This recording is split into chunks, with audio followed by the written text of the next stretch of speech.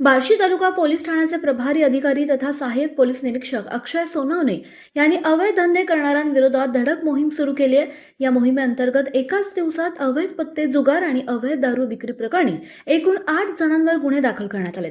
पोलिसांनी तब्बल 3,68,300 रुपये किमतीचा मुद्देमाल हस्तगत केलाय। बार्शी तालुका पोलीस ठाण्याच्या हद्दीत अवैध धंद्यांचे समूळ उच्चाटन करण्यासाठी पोलिसांकडून विशेष कारवाई सुरू आहे।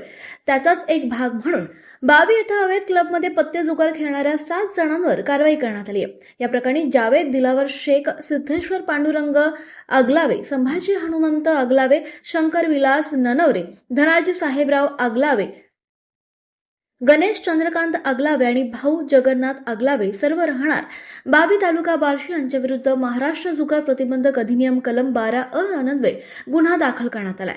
तसंच अवैध दारू विक्री प्रकरणी चंद्रकांत बलभीम पिंगळे राहणार बार्शी याच्या विरुद्ध महाराष्ट्र दारूबंदी कायदा कलम 65 अन्वये गुन्हा दाखल करण्यात आलाय। या दोन्ही कारवायांमध्ये पोलिसांनी एकूण 3,68,300 रुपये किमतीचा मुद्देमाल जप्त केलाय। ही कारवाई सोलापूर ग्रामीणचे पोलीस अधीक्षक अतुल कुलकर्णी, अपर पोलीस अधीक्षक विजय कबाडे आणि उपविभागीय पोलीस अधिकारी सुहास जगताप यांच्या मार्गदर्शनाखाली सहाय्यक पोलीस निरीक्षक अक्षय सोनवणे यांच्यासह सदाशिव गवळी, अमित घाडगे, सोमनाथ खांडेकर, अमृत खेडकर, संदीप निसळ, सिद्धेश्वर लोंढे, युवराज गायकवाड, शिवशंकर खराडे, सागर वाकळे, अश्विनी साबळे आणि प्रीती आगलावे यांच्या पथकाने केली।